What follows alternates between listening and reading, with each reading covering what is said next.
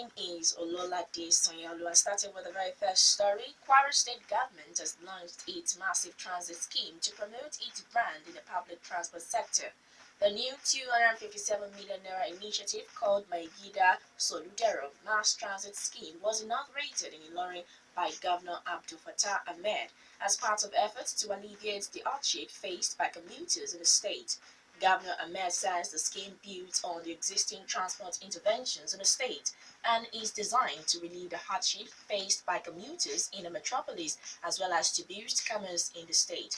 According to him, the 10 buses currently in Megida Soludero mass transit scheme were purchased for the National Union of Road Transport Workers NURTW through a credit facility provided by the Kwara State Micro, Small and Medium Enterprises Bureau. GlaxoSmithKline Consumer Nigeria (GSK PLC) has announced a dividend of 30 kobo per share for the year ended December 31, 2016. The dividend recommended by the Board of Directors was approved by the shareholders at the company's 46th Annual General Meeting held in Lagos. The company records a turnover of 14.385 billion naira for 2016, while profit after tax was 2.378 billion naira against 873 million naira in 2015. The shareholders commended the board of directors for the results, but urged it and management to continue to work to also produce a better result in the new financial year. Moving on, Transmission Company of Nigeria (TCN) says it has deployed a new Free Governor Control Action (FGCA) mode provided by the generation company GENCOs to stabilize the national grid. The company interim managing director, Mr. Usman Go Mohammed, says that with the deployment, the system frequency has stabilized at operational limit of 49.50 to 50.50 Hz. Mohammed explains that TCN and electricity generating companies GENCO's collaboration through the mechanism will also mitigate the negative effect of load underutilization. He assures that TCN's management was committed and determined to work with other stakeholders in the power sector towards providing more quality electricity supply to the people. In a statement by its spokesperson, Mrs. Shion Olaguju, the transmission firm said the action had the potential of drastically reducing incidences of high frequency and systems collapse that had occurred over 12 times this year.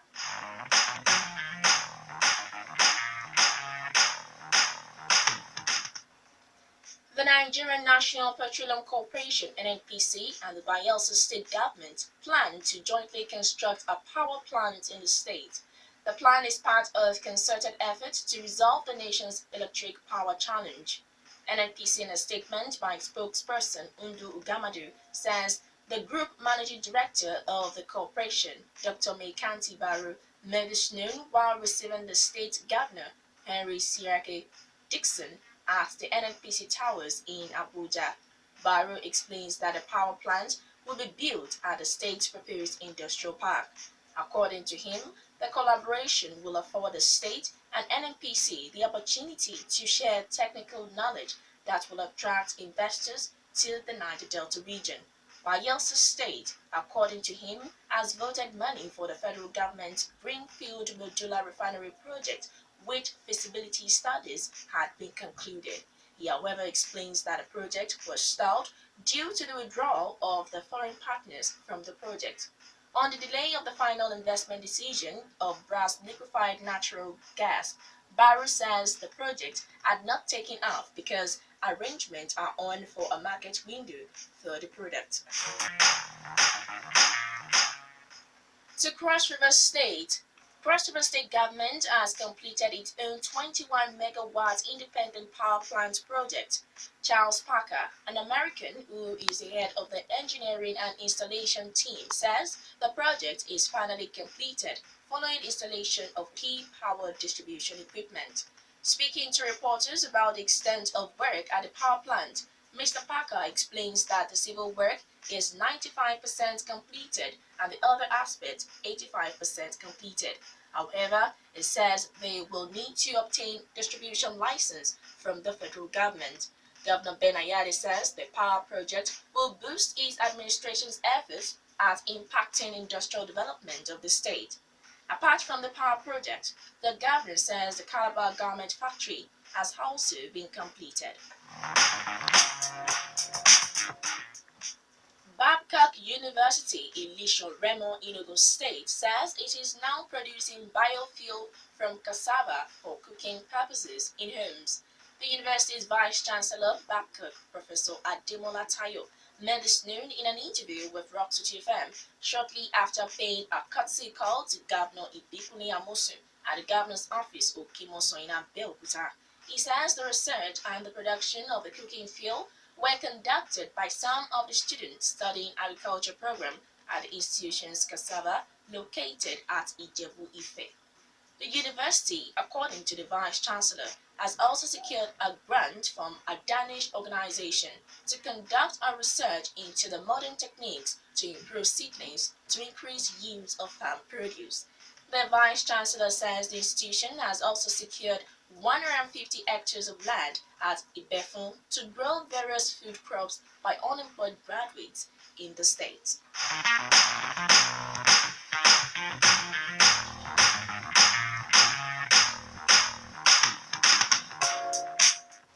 Nigeria's Governors Forum (NGF) has expressed concern over the mass circulation of low-quality imported rice now circulating in the country.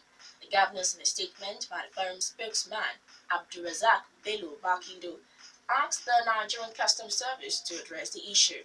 The low-quality imported rice, which they claim were brought into the country when the Jonathan administration issued a waiver to some of the selected rice importers and described the rice as dangerous to the body.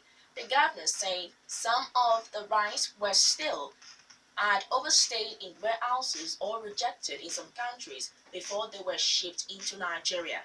Deputy Controller General of Nigerian Customs Service Dan Galadima Aminu told the governors that rice smugglers had been recording huge losses following mass seizure of smuggled rice.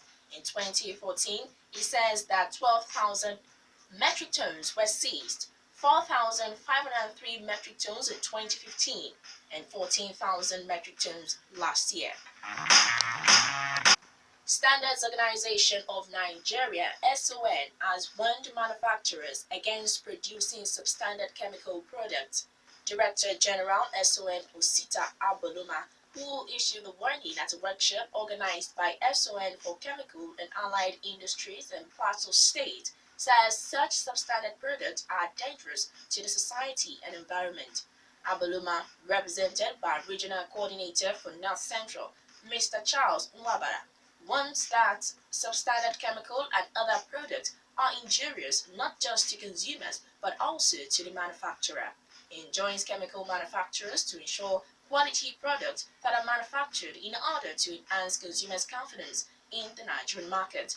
Plateau Coordinator of SON, Mr. George Musa, says that apart from chemical manufacturers, the organization will also enlighten other manufacturers against substandard products. Musa also explained that a workshop covered quality assurance, quality control, and quality management practices required in chemical and allied products. The coordinator said that it was meant to minimize waste and maximize profits, ensure customer satisfaction, and improve life standardization. 19 minutes before 12, still economic trend on your Dana station, Rock City 101.9 FM. Oyo State government has signed a memorandum of understanding (MOU) for the establishment of a mega power plant project to take the state to another level.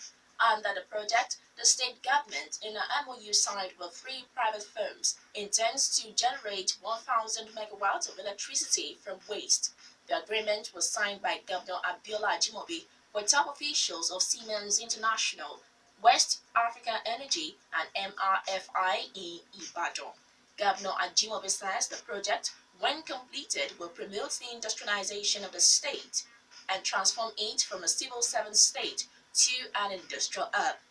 Representative of Siemens International, Nasser Giwa, says Oyo State, after the completion of the project, will be the first entity to sell or export electricity to the electricity national grid. Ogun and Lagos State have been rated as the only state in Nigeria that can survive without a monthly allocation from the Federation account. Economic Confidential magazine, in its report released on Monday, says both states were the only state whose internally generated revenue (IGR) far exceeded the allocation they received from the Federation account in 2016. Ogun State IGR, according to the statistics, was 127% higher than the allocation it received in 2016, while the IGR of Lagos State was 169% higher than its 2016 allocation. For the period under review, Ogun State received 57 billion naira allocation, while it generated IGR totaling 72 billion naira. Also, Lagos State generated IGR of 302 billion naira against allocation of 178 billion naira from the Federation account. Trading the two states, Rivers State IGR is 63% of the received allocation, Edo 38%, and Kwara 35%. The magazine says none of the remaining 34 states and Federal Capital Territory generated IGR that was up to 100% of their 2016 allocation. Presidency has threatened to close down Nigeria's land borders if the smuggling of rice into the country continues. Agriculture and Rural Development Minister Chief Audu Obe, who issued the threat at a news conference in Abuja, says the decision aims at encouraging the local producers of rice. The ongoing smuggling of rice, according to him, is sabotaging efforts to achieve the target of rice of self-sufficiency by 2018 and conserving foreign exchange spent on importing it. So far, the minister says there is a gradual reduction in imported rice into Nigeria from 580,000 metric tons in 2015 down to 58,000 metric tons last year.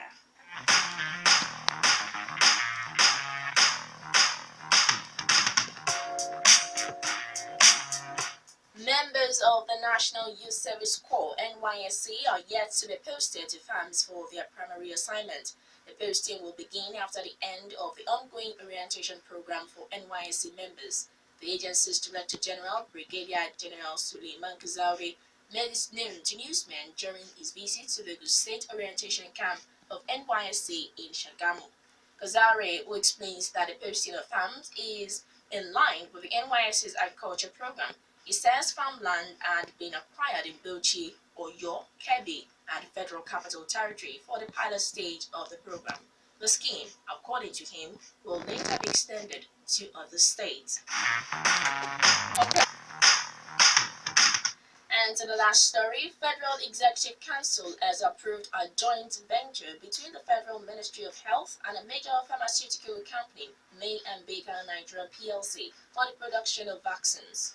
The final agreement of the vaccine project that will be based in Lagos is to be signed within the next 2 weeks. Health Minister Professor Isaac Adewale, who made this known to the State House correspondent at the end of the council's meeting, says the project will take off this year, and under the production program, the minister explains that basic vaccine will be produced between 2017 and 2021. Federal government, according to him, will take 49% stake in the project. And those are the trending stories for the week on Economic Trend on Rock City 101.9 FM. Thank you so much for listening. It will be back by God's grace on Monday to know more about what is happening in the business world in our dear country, Nigeria. Till then, have a wonderful day and have a wonderful weekend. My name is Ololade Sanyaolu.